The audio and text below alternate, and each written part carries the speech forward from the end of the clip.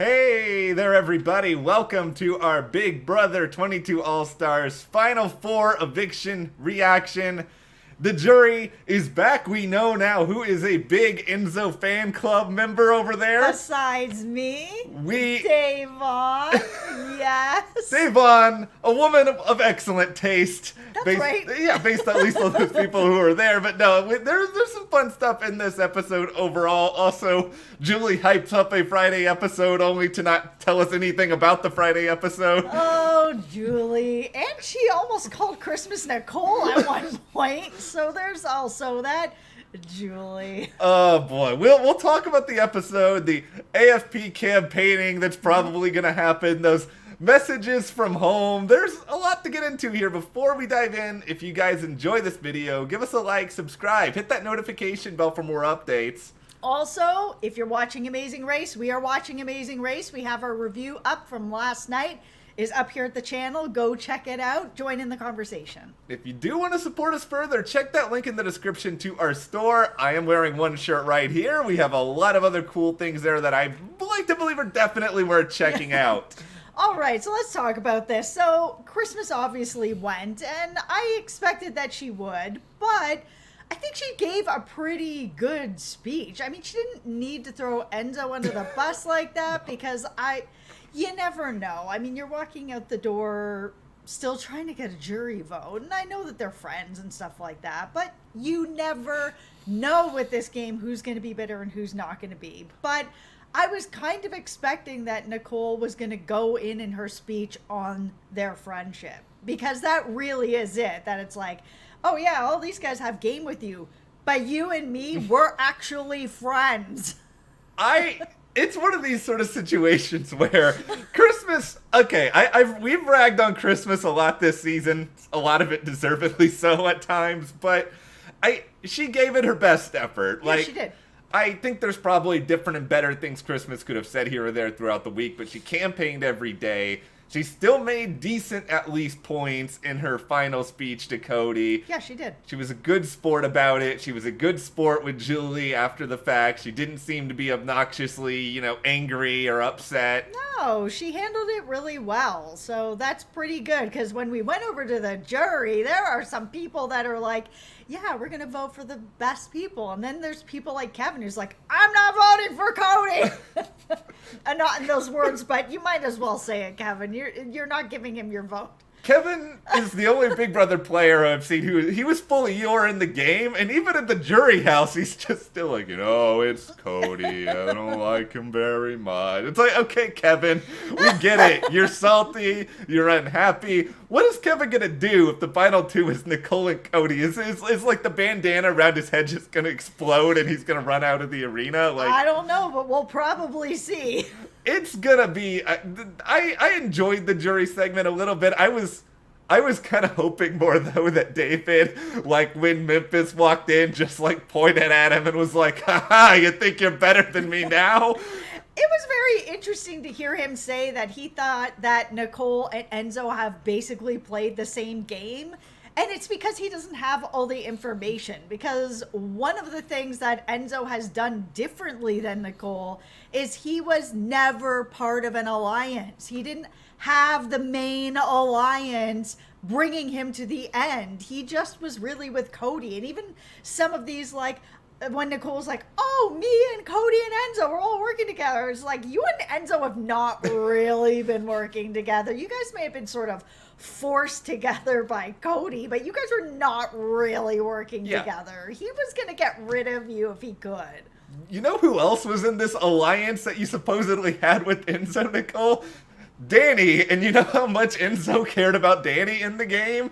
Zero. Yeah, it was interesting in that jury segment too, because it sounds like Cody's got Danny's vote, that she's purely going straight on game, and Cody, like, besides salting Kevin, is like sweeping the jury. Also, besides Davon, who's like, I really want to vote for you, Enzo. I'm like, yes, me too. It's kind of sad and ironic that David remains the player most in the dark, even though he's in the jury house at this point. It's true, but I know that not all of them know everything. But I was a little bit like, they've played the same game. What are you talking about? One of them had a major alliance helping get her to the end, and the other one did not. It's such a weird environment over there. I don't know if Memphis is gonna help or hurt, because the thing I was most curious about with Memphis going into this was, what is his perception of Enzo? Because Enzo sort of sold him out on the wise guys to Cody. Was he gonna be like, oh, this is a great move by Enzo and making sure he's kind of channeling information? Or is he gonna be like, oh, he is being controlled by Cody and Cody is, he's doing Cody's bidding? Yeah, and that's what it felt like people took that as, where I thought, this was... I still think that was a really good move. Again, it saved him longer because Cody is winning a bunch of stuff and Cody is protecting Enzo, and Enzo is not in an alliance. So he needed more of Cody, Comp Beast, winning it all to help with that aspect. So I still think it was a good move. Memphis is in jury house. Enzo isn't. Yeah, exactly. And this is the biggest takeaway from everything we saw in the jury tonight, and we've been saying this for a while. I got the sense that whoever cuts Cody, if they do, is going to win the game. Like, that was in big letters. And they confirm that. It really is. Yeah, we've been saying that for a little while now, that we thought whoever cuts Cody wins. And it's the same with the jury, where they're just like, we need to know who's going to cut Cody. And the thing is whoever is dumb enough to bring Cody is going to lose. Enzo, Davon has a message for you at this point. It was so, Davon's confessionals were almost just like speaking to Enzo, where she was just like, I need Enzo to make a big move. We got like 5 seconds away from Davon going full Matt and Jess and doing the Enzo chant. I know. I was watching her giving that diary room, and I was just like, I feel like she's me. That's been all season long, being like, Enzo, I know you can do it. You can do it. I believe in you. I'm going to vote for you. That was just like, yes. Yeah, it was... Another reason I love Davon. Yeah, I love the jury segment. The jury segment is much more entertaining than like a good percentage of what's going on in the house at this point. I will say with the goodbye messages, though, Cody did a really good job with that. Like, really good job with that, to sort of be like, by the way, I know you're close with Enzo, but just so you know, he did you really dirty.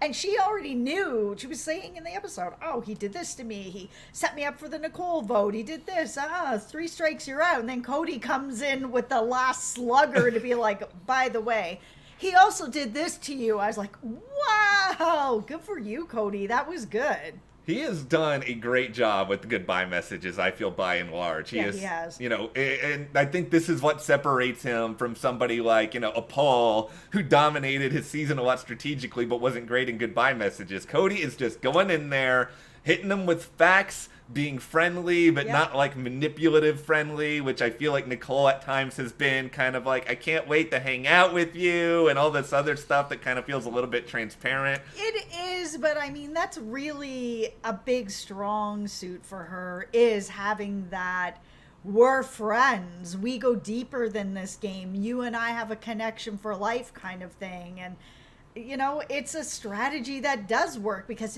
then you are thinking like, oh man, I can make a game move, but I could make this other game move too, where it's like, me and Nicole are friends. It's crazy how well that can work.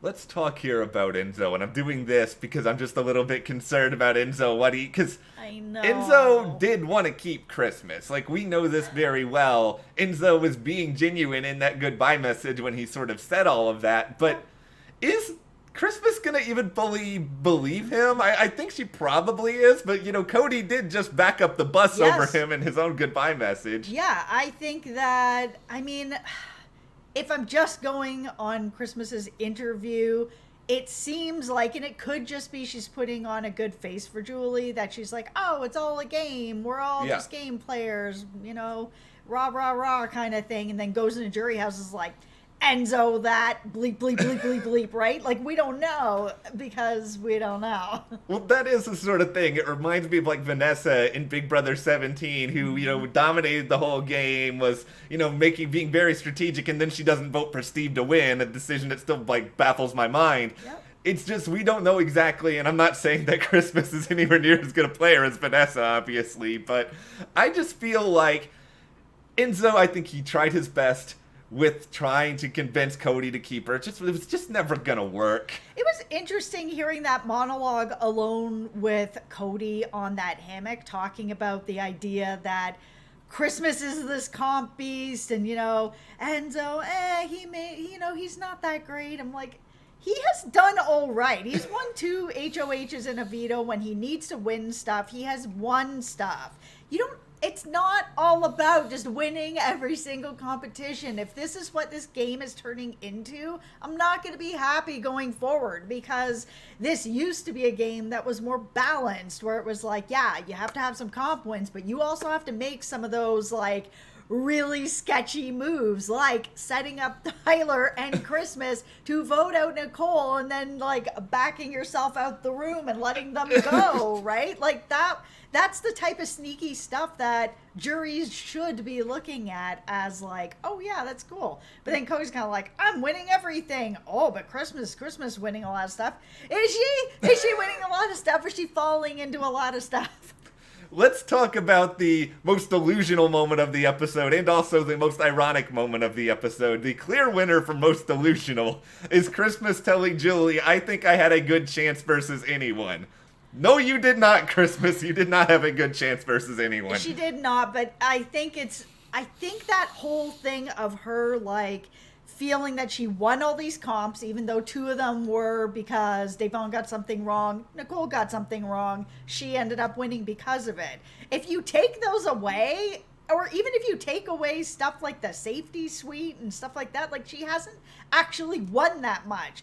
But to her, she feels like she has. And then you hear Cody sitting on that hammock, and I'm like, there are other people that feel this way too. So once I sort of heard her say that, if it was just that, I'd be like, okay, Christmas. But hearing Cody be like, oh yeah, man, she's won all these things. I'm like, oh, okay. So maybe other people are going to think that. Maybe Christmas had an argument. She wasn't going to beat Cody, but maybe she has more of an argument than I think she does, because everybody cares about these wins.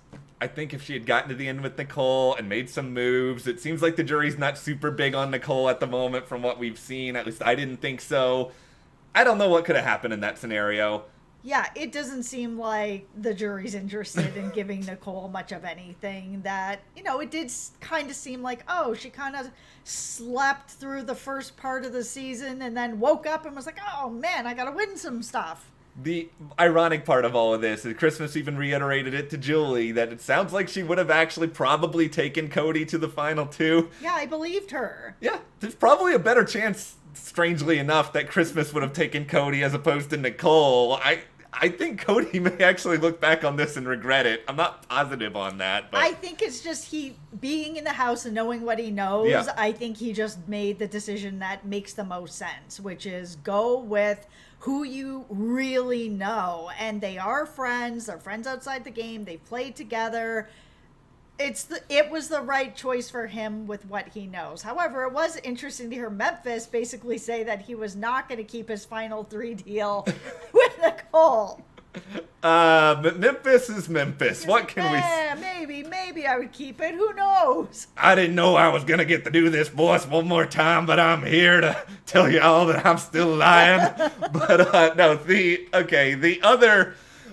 we'll talk about briefly AFP, because here's the thing. I am terrified to go on Twitter already for this, because this is going to turn into a giant steaming dumpster fire. It already has been. There's a lot of different groups of people that want different people. I've seen lots of Davons out there. I've seen some Casers out there. Lots of Janelles out there. I don't really know. The thing with me is just that I wouldn't want to vote for anybody who's been a jerk to other people, and I don't want to vote for anybody who talked openly about not being sure they wanted to be there, because I want whoever to win AFP be someone who's really representative of things. I love Janelle, I love Davon, I'd be thrilled if Davon wins it, But, ultimately, you guys can let us know in the comments who you want to see win AFP. Just don't fight with each other because that's on Twitter. No. Yeah, we keep our comments from stopping the fighting if we're able to. Yeah, it's going to be a mess. And you guys are been really good this season because I've seen Twitter and it is ugly. And you guys have all kept it pretty good here where everybody's just like, for the most part, having a conversation. And that's kind of hard when you're all invested. We're all invested in this game, right? Okay, we have to talk briefly about these. The family moments at the end of this. It was meant to be so sweet and so wholesome. Some of them were. Enzo's kids, I want to be a banana. I died. They're so funny. And I see that they obviously get their sense of humor from their dad. They were really funny. Wasn't Casey a Big Brother 11? Didn't he wear like a banana costume or something? He did. Maybe it was inspired by Big Brother 11, also Enzo riding the big banana this season. Oh, yes, there was a big banana this season. Also, bring home the cheese. Who doesn't want cheese? Like, Enzo's kids got it all figured out. They're really funny. And then we have Nicole, who chooses to just hijack the entire moment to make it all about Victor saying that she's proud of her. Yes, she got what she needed. Okay, listen, Nicole, I understand you really needed this, but I thought I was going to be done pounding my head against the wall with the ridiculous luxury comp yesterday, but the whole 2-minute segment on the I'm proud of you and Nicole making this into a Broadway production, I was just like, please, can Julie just announce the Friday announcement that's really nothing already, just to get it over with? Yeah, she really built that up, even with the big question mark. I'm like, oh, is something actually going to be happening tomorrow night? Because I feel like it's probably just going to be a clips episode. I mean, it's on a Friday night, so I mean, it's kind of TV graveyard. Yeah, I think it's probably just a recap show, but we'll see. But here's what could happen tonight. I think there's a good chance, not confirmed, but the final HOH part 1 may be later. We'll hopefully be talking about it tomorrow. We'll sort of see how things go. Usually part 2 is over the weekend. I don't know, because of this weird circumstance we're in the world, if things will change. But Enzo, you can do it. Enzo, we just need some drama. Like, Enzo, come on. All right.